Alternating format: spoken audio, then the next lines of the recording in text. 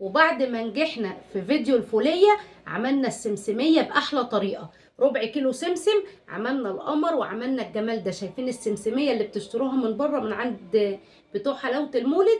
النهاردة بعد الفيديو ده هتعمليها بأنجح طريقة وأسهل مقادير وطريقة تحضير. بس قبل ما أبدأ الفيديو، يا رب اللي تعمل شير ولايك للفيديو ده، أنا وهي نكون عند سيدنا النبي ببركة سيدنا النبي عليه أفضل الصلاة والسلام. وما تنسوش اذكروا الله وصلوا على الرسول، ويلا بينا نشوف الطريقة. يلا بينا. وطريقتها اسهل من السهولة. فاي طاسة عندك يعني تكون قديمة عادي، مش مشكلة، طاسة آلية مغسولة كويس عادي. انزلي لي هنا بنص كوباية سكر، ربع كوباية مية، معلقة كبيرة من عسل الكلوكوز. وقلت عسل الكلوكوز موجود عند مستلزمات الحلوانية او عند اي حد عطار كبير. تمام كده. هديهم تقليبة، ننزل كده من جناب الطاسة. تمام. بعد كده نسيبهم يغلوا على النار من غير ما نقعد نقلب فيهم. تمام. وانا بقى ايه بعمل في العسل؟ بروح جايبه ربع كيلو من السمسم، بحطه في طاسه، ببدا ادفيه، احضله تحميصه بسيطه وببدا ان انا ادفيه. تمام كده. وهنا بقى اللي حصل في الفيديو ده لا كان على البال ولا الخاطر. هقول لكم في ايه دلوقتي. تمام. خلاص حمصتها، شلته كده من على النار، جبت العسل. وخلي بالك عشان ما بياخدش الا 5 دقايق فقط. طيب دلوقتي يا شيف هدير هتعملي ايه؟ دلوقتي هعمل زي ما عملت في فيديو الحمصية. هجيب قصدي الفولية. هجيب عندي كوباية مية متلجة وهبدأ اعمل اختبار العسل. هاخد بالمعلقة واحط في المية ويطلع معايا كسر زي الازاز. تمام. يبقى هو كده مظبوط. لقيته بيمط كده يبقى لسه شوية. اسهل من السهولة هتعمليها. تمام. بصوا بقى، بتغلي عندي هنا. اول ما خلاص بدأت تعقد بروح حاطه طرف المعلقه ملح ليمون، وبروح حاطه رشه من الكربوناتو او من البيكنج باودر. دي بتخلي معاكي السمسميه هشه كده وطريه، وانتي بتاكليها ما تبقاش مكتومه. تمام. بصوا عندي بقى جبت الميه المتلجه، عملت الاختبار كده خلاص، الدنيا بقت تمام معايا.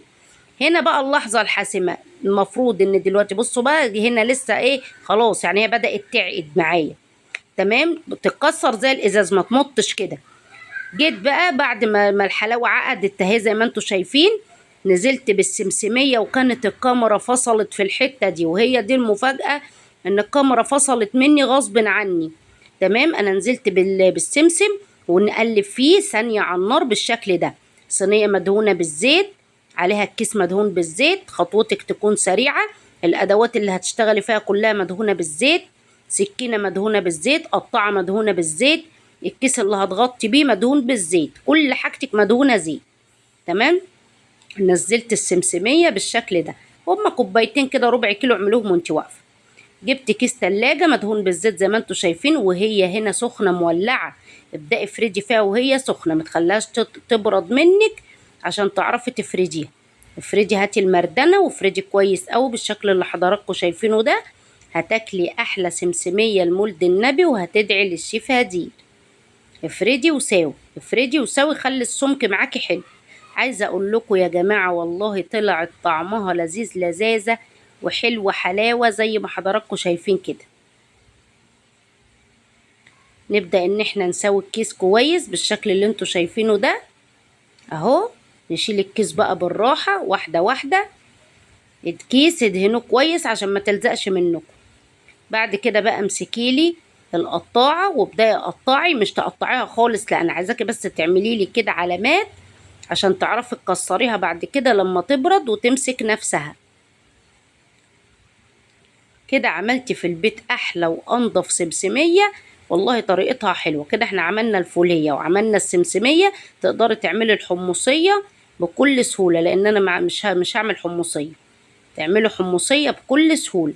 لو انت مش قادرة تشتري حلاوة مولد او مش قادرة تنزلي يا جماعة، اعملوا الخطوة دي في البيت بكل طريقة. هنا بعد ما سبتها لما بردت وبقى شكلها اللهم بارك، بصوا عاملة ازاي، رقيقة وهشة ومش مكتومة، حلوة وطعمها حلو وسكرها مظبوط، مفيش حاجة مسكرة.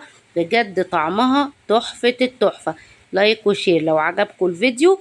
وما تنسوش تجربوا الوصفة وتقولوا لي تستاهلي كم من 10 يا شيف هدير على الحاجات الحلوة بأسهل إمكانيات ومكونات. يا جماعة تقدري تعملي كل حاجة في البيت، قدميها لولادك ولحبايبك، وما تنسيش دعوة حلوة من قلبكم لشيف هدير. ربنا يكرمنا ويكرمكم بزيارة الحبيب المصطفى. بحبكم في الله، ما تنسوش تجربوا الوصفة. السلام عليكم.